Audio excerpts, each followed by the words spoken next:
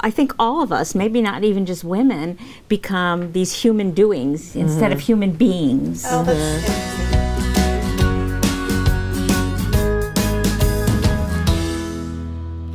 So for many women, they run their lives by just doing and doing and doing for other people to the point that it exhausts them and it's bad for their health. How can we help women to let go of that a little bit and let other people do for them? What can we do to encourage them more? Oh, this comes up with almost everyone I work with. They're so busy taking care of everyone else that they drain the water in their well, so to speak, so there's nothing more to give. I think of it like the oxygen mask syndrome. You know how in the airplanes they always say you take the oxygen before you give it to the next person so that you can breathe. If we can't breathe anymore, we can't help anybody else. So replenishing the well is what I lead them to do. A lot of times women feel guilty about doing things for themselves. They feel like they're being selfish, and more importantly, oftentimes they get their value from what they do from other people. Yeah. So that's a hard one because they don't want to give it up because they're thinking, well, you know, the more I do, the more valuable I am. And, you know, the irony of it is that they end up not having, you know, much value at all out of it because they're really giving to get instead of, if they would just give themselves, like you're saying, fill themselves back up, then they would have more to give from a really more of an authentic, pure place, and then they would actually have more love in their life. I think all of us, maybe not even just women, become these human doings instead of human beings. Oh, that's interesting. And so as human doings, what happens when a person who does stops?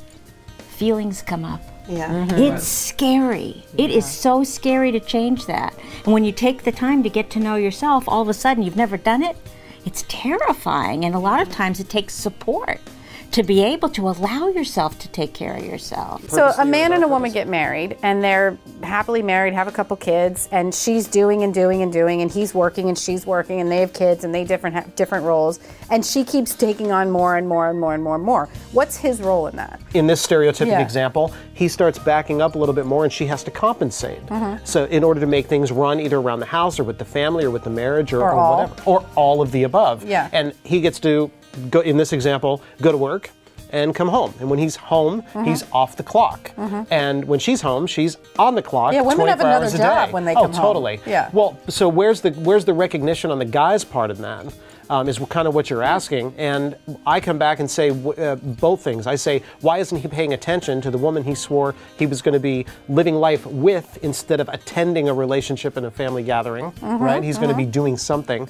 But where is she to put her stake in the ground and say no? I had a client, it was like this great thing that happened to her. She was living with this guy, and she wanted him to help her with the bills, paying the bills.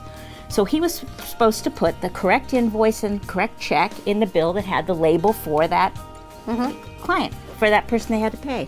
Well, he put the wrong ones in, mixed the wrong check with the wrong invoices, and then they started getting phone calls from people. She said, I'm not going to have you help me with that anymore. Well, that was his kind of passive-aggressive way. He didn't want to do that. So the woman says, okay, I'm the one that can do it. And so she stepped right in and took it all over. See, but it's the terminology you're using that I write about as well, and that is men should be helping women. No, men are supposed to do their 50%. Helping means that it's inherently her job, and he can assist her with what she's supposed to do. It's not help from my standpoint So maybe it's treating the relationship a little more like a partnership. My husband's much better at doing dishes than I am. His mother taught him well. She had 4 boys. They all did their share. I love that about him. Whenever he does that, I feel loved.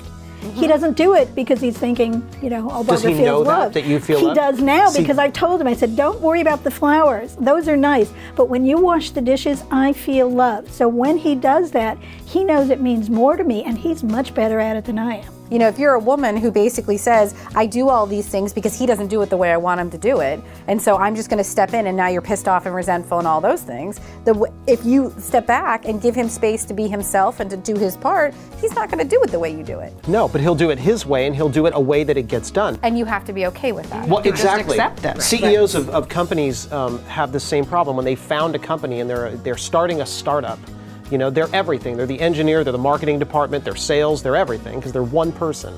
But little by little, the company grows. If you have what's called founderitis, you end up having to own everything anyway, so you micromanage the process. in addition to how it turns out, and the company fails. So in relationships, it's the same thing. I mean, you can choose in that situation with a controlling person. You have to choose. You can control the path or you can control the goal, but you can't control both. There was a study done in the 50s or 60s where 25 toddlers were brought in, 25 boys, 25 girls were brought into a waiting room, and inside the waiting room they brought their parents, and there were magazines and books for the parents, and there were blocks for the kids and nothing else to play with. They were waiting for the study, where in fact the study was the waiting room. So they were observing these kids. 25 out of 25 boys inevitably got to the blocks and they built something up, and they would look at their parents and say, "Look what I did." And the parents would look and say, "Wow, good job, way to go." 25 out of 25 girls would make something out of the blocks, and they'd say, look what I did." And the parents would say, "Wow, good girl." And the implications are so profound because the boys learned that a job well done earned them recognition and reward, whereas women, the girls, learned that as women, they would become acceptable if they did their job as women. So, I mean, and it all has huge implications on women's health. And so when you think about, the whole context of this question, at the end of the day, if women want to get to a place where they're living healthier lives, they have to take ownership of, what jobs they do in their family, what roles they play in their relationship. Nobody's going to fix this for women but themselves. And I think that's the hardest rub of this question, is that the truth is that for women to live healthier lives, they have to stop doing so much, but nobody's going to cause them to stop doing so much but themselves.